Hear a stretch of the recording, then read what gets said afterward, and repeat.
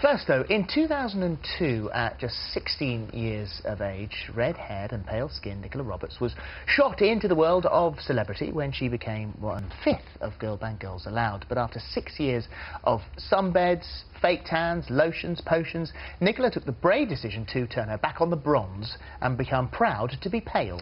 After recent statistics revealed a staggering 70,000 people are diagnosed with skin cancer every year in the UK alone, Nicola decided to take to the streets to change the attitudes of young girls in the UK, starting with 21-year-old Megan. How long were you going on them before you started to tan? It took me about 2 months to get, because I used to peel, but I never peeled like bad, just little peels, and then after 3 months, my skin just kept keeping the tan there. And was that every day you were going on? Every day for 12 months. Did you want some bed today? Yesterday. I know. I can't. I really feel, no, I really can't. It's not funny, I can't. Why do you think it's bad? We've been going on some beds, and I've been going on for years, and the skin is just a leather. Yeah. Just leather. The way I look at Megan is the way people must have used to look at me, and it's just funny now me being on the other foot and looking at like a little Nicola. It's just like, God, dude, that's what it was like. That's what I look like. Well, Nicola Roberts, Megan Carey, plus Dr. Chris, who himself had skin cancer, twice in fact, join us now. And Nicola, welcome, nice to see you. Morning. So, what sort of pressure, when you were younger, growing up in Liverpool, what sort of pressure was there on you to change the colour of your skin? I mean, back then it wasn't necessarily outward pressure, it was kind of pressure that was coming from within. Like, it was something that I hated. It was something that I was really, really insecure about. Like, I felt like being so white and having white legs was ugly, and I just had a really negative, outlook on all of that. And then as I was starting to get older, obviously I was in the band, and then I would, I would read comments about being pale, and I would hear people, and so, I remember one guy saying, God, you need to go on the sunbed. And from a very young age, I was always I always knew that it wasn't a favoured look. And so it was just something that I was just really insecure about. So did you do the sunbeds? I did try the sunbeds, yeah, but it wouldn't work. It would just make me go red. That's why I was so fascinated by Megan, because I remember saying to you, how did you manage to get your skin to that shade? And she just said, just burning every single day, because I'd go on and it would burn and then it would go pale. I mean, had I have stuck at it, maybe my skin would have changed, but through burning. So you went down the sort of self-tanning route eventually. Well, I had to, eventually. because the colour I wanted to be, the sunbed wouldn't give me, so I had to kind of get that golden look from fake tan. And yet you were working, 20-hour days with the girls, you were busy, you were working so hard, and yet instead of coming home and catching 4 hours sleep, you'd be there exfoliating, tanning, trying to be what was expected of you. And there's a picture of you. That's extraordinary looking at you in that picture. I know, isn't it? Incredible. Did you feel singled out from the other girls? Did you feel like people were particularly picking on you? Not necessarily picking on me.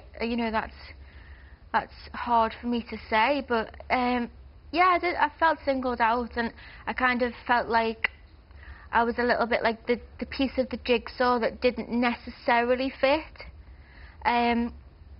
Yeah, and at 16 you just want to be a part of the jigsaw, and you want to be, attractive, and you want to fit in. You don't necessarily, I don't think at 16, want to stick out, never mind stick out for the wrong reasons. So what made you change your mind and decide, right, I'm not going to do that anymore? It was kind of a long process, and the older I got, the more kind of, I was becoming more rounded of a character, and reading comments and being like, I actually, the older I got, I would start to say to myself, who are you to tell me that I'm too pale, or, I look this way, or I look that way, and you want me to look this way? It's just, like, it's not fair, actually. It was a confidence thing.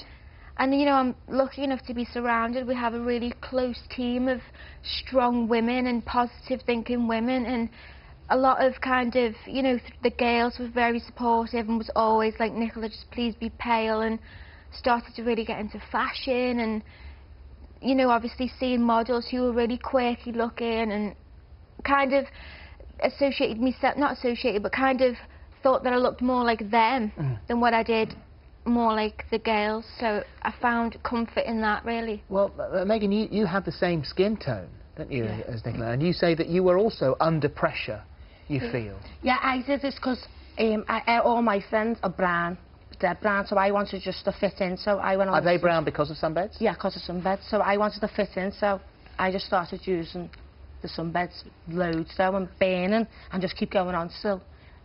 My skin got used to it. So at your worst, how often were you using sunbeds? I used them every day, and if I could, I'd go on twice. I'd go to one sunbed and then go to another one, because they wouldn't let me go on twice. And were you aware of the dangers? Has a lot's been made publicly about it, or did you just choose not to hear it? No, I knew there was risk and stuff. I just thought, cancer, you get a cut out and it's gone, but I just thought it won't happen to me. I think that that's a misconception as well, that not that people are ignorant, but I think that, you know, definitely before I started to shoot the documentary, I was under the influence of, you just have a cancerous mole and it's kind of scratched off and then you go on with your life. It's not until I started shooting the documentary, and, you know, I mean, I'm not sure if you've seen the clip, but there's a lady called Lynn who I had to go into surgery with, and she was having, like, and I'm talking fistfuls of, like, chunks churned out of her body, and I just couldn't believe that. We've got you cancer. meeting Lynn, actually. I've got a clip here.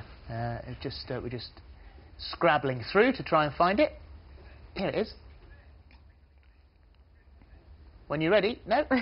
That's like... Right, all of this is sun damage. Let's see the other side. See here, and this is even more. That's not the right clip. That's not the right clip. So, see, I think they've got it now. Here we go. That's the right one. Because this kind of skin cancer is so aggressive, surgeons need to act very quickly. Today, Lynn will be undergoing a major operation to see if the cancer has spread. Can you feel that going in? Yeah, I can. Yeah? And some pain relief stuff as well. You'll feel a bit more relaxed. Yeah, I feel nice. Think about nice things, think about your kids, be there for me, Nicola. Start by giving you some oxygen to breathe. Okay. Good. Keep your eyes open if you like.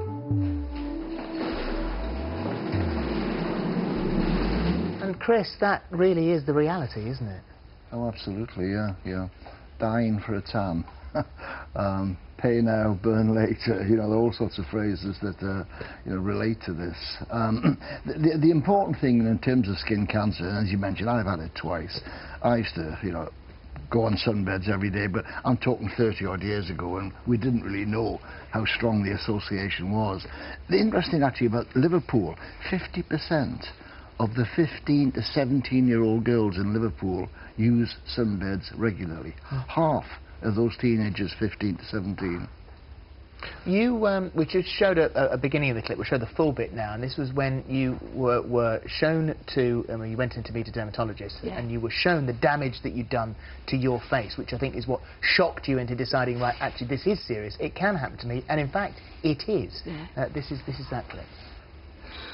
Right, all of this is sun damage. Let's see the other side. See here, and this is even more, okay? This is even more. This area here is really quite dark and pigmented, and that's worrying, and this here as well. You've got a lovely face. You've got a perfect face, and if you stop tanning now, and if you start using sensible creams and protection, you've got a very good chance of repairing quite a lot of this damage. If you carry on, there's one thing that's definitely going to happen. You're going to get wrinkles and crinkles and sunspots that are very difficult to treat. And you're also going to get a risk of, most importantly, melanoma, okay? You had no idea what was going on underneath your skin. That's so frightening, isn't it, to actually see that? Your face facing you with all of that damage. Because you don't see, like, the effects of what the sunbeds are doing underneath. And when I put my face in and then it come up, I was, what was I like? I was so shocked. What do you say to anyone who's doing that sunbed to that degree? Stop while you can, because I'd rather just use tan now than go on the sunbeds. Last 30 seconds to you, Chris. Well, Scotland, you can't use sunbeds under the age of 18, and of course that's what Nicola's campaigning for in England, is that right? Yeah. That, makes perfect sense. Yeah, and also really, we should do away with automated, coin-operated sunbed salons, because kids of any age can use them. They're not supervised. You No know. control. And also, look for any change in your body. If you've got a mole that's changed in size, shape, colour, itches or bleeds, see your GP. The Truth About Tanning is on BBC 3 on Thursday at 9 o'clock. And thank you. Thank you very much. Thank you. For further help and information on skin cancer, have a look at our website. It's itv.com/thismorning.